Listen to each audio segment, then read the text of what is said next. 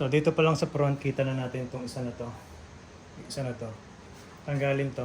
Ito lang titira natin. Kasi, ginawa natin itong number 3 na to. Mangyayari, pansin nyo itong dalawang sanga na to. Itong nasa baba at nasa taas. Magkocross na ganun yan. So ngayon, ang gagawin natin, tatanggalin natin. Para ito, kukunin natin, pupunta dito. So, pag itong kinuha natin, pansin niyo yung layout nito, same sila na magiging layout niyan. Imagine, pinilian na natin to mga idol, pero pag nag-layout na tayo, dun na unti-unting makikita yung proseso ng pagkasunod-sunod ng ating layout.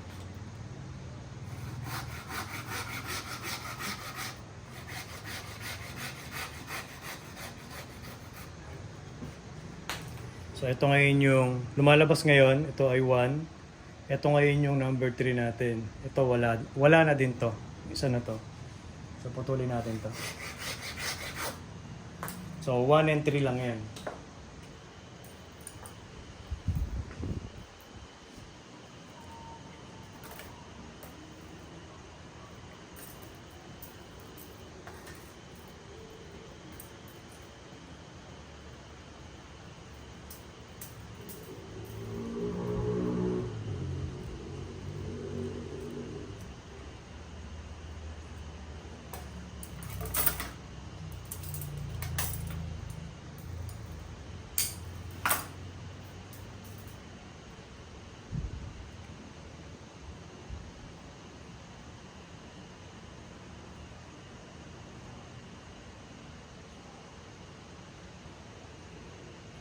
So ngayon, tingnan nyo. Yung sanga sa baba, tsaka ito magkaayon. Ito nyo. Hindi na yung direction na to papunta doon. Tinanggalan natin. Ito yung kinuha natin. So 1 yan. Ito yung 3. So dito yung kukuha ng number 2. Kinatback natin yan. Paliliitin natin. Hindi kasi pwedeng ito maging number 3. Gawa ng nasa loob tong isa na to. So dito naman tayo ngayon.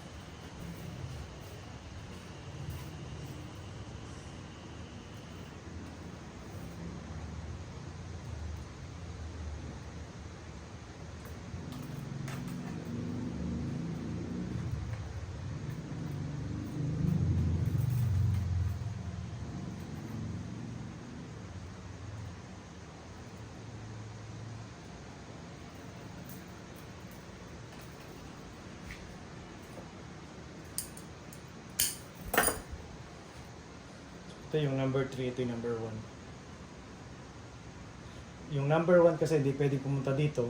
Kasi, pag dito natin nilagay yung number 1, nakita niyo ito, may sanga dyan. Makukuberan niya yan. So, ilalayo natin para yung number 2 dito pumunta sa labas.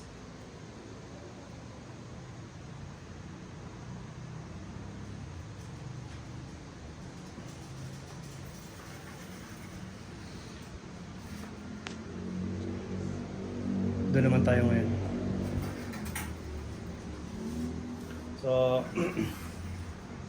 bakit masyadong nakataas yun? Kasi, pag binaba natin yan, papatong dun sa apex nitong isa na to. Kaya yan nakataas. So, ibig sabihin, magkakaroon ng negative space sa part na yan.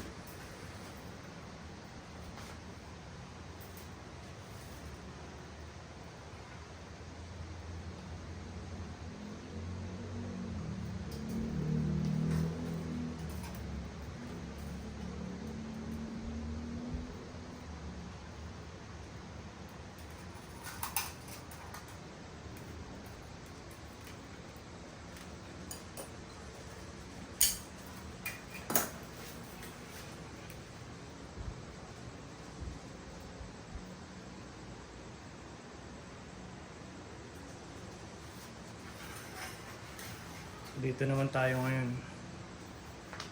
So yung 1 ito, punta dyan. Yung number 2 dito.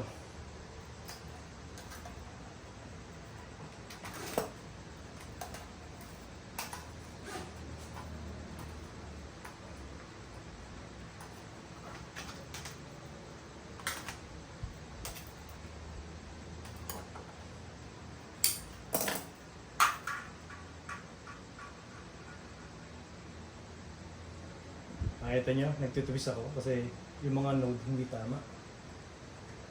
Kaya tinitwist.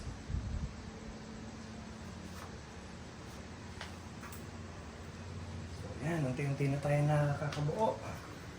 Unti natin nabubuo yung ating puno.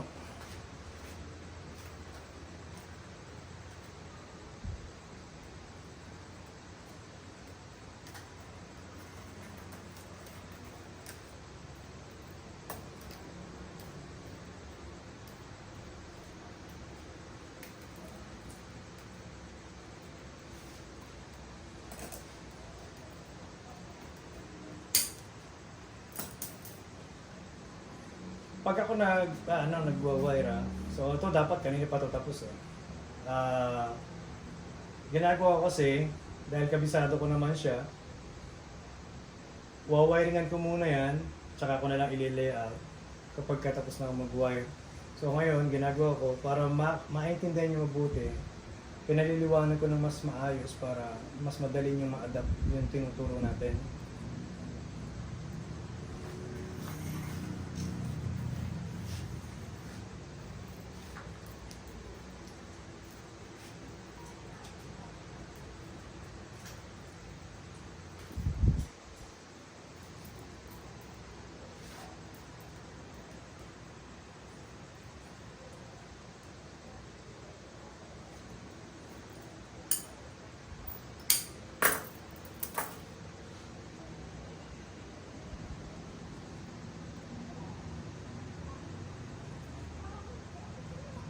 So imagine niyo mga idol flat.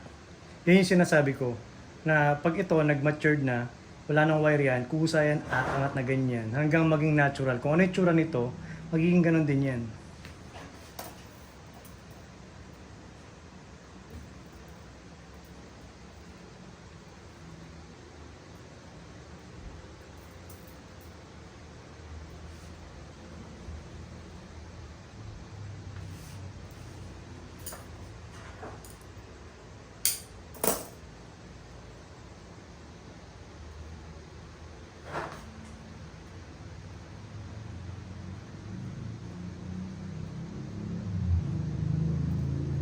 Ay, konti na lang.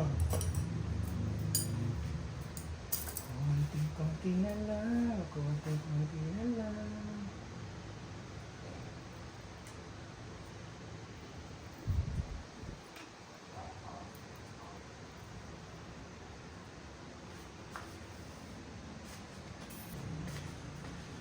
Konti na lang mga idol.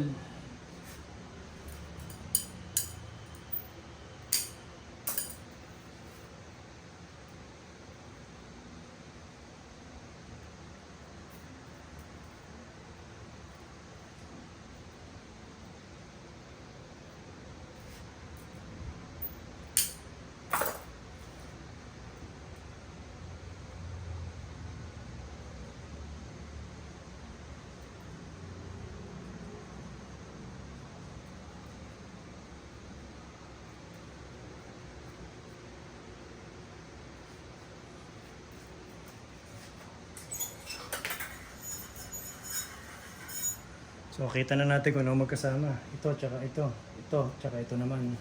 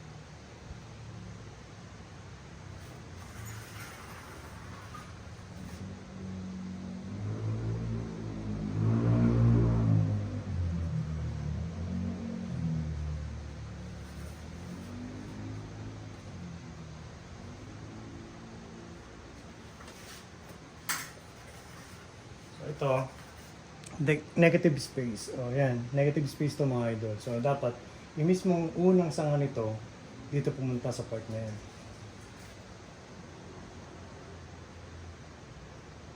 Then yung pangalawang bend naman, ito yung unang bend papunta dyan. Ito yung pangalawang bend dito pupunta. So ayan, natapos na natin yung wiring. Mula baba hanggang taas, na-layout na din natin. So ito ngayon yung continue ng ating trunk. So tataas pa yan. So pinaka-final kasi niya hanggang dito yan. Ayan. Ngayon, dito pa na tayo mag-i-apex sa part na yan. So ibig sabihin, meron pa tayong kailangan na dalawang sanga. Kagaya nito, ito yung negative space. So ito yung unang bend niya na dapat magkaroon tayo ng isang branch dyan. Then pagdating naman sa pangalawang bend, ito naman yung negative space na isa. Kailangan din natin ng isang branch dito para makumpleto na natin yung pinaka-paikot na layout ng ating branches. And then, pagdating ngayon dyan, pag ito ay proportion na dyan, magka-cut back tayo dito, aangat yung isa. So, yun pa lang yung ating dome na tinatawag. So, ito yung kabuuang finish ng ating first layout kay Mercy.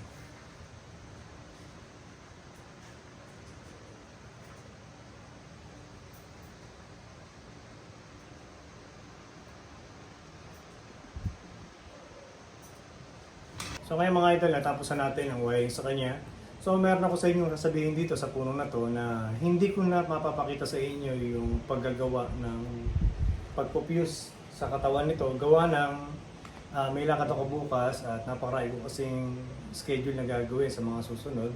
So mamadaliin ko na yung pagtatrabaho sa kanya kasi isang linggo na siya dito. At yun lang mga idol, maraming salamat sa inyong suporta at panonood kay Art Bonsai 101. Yo!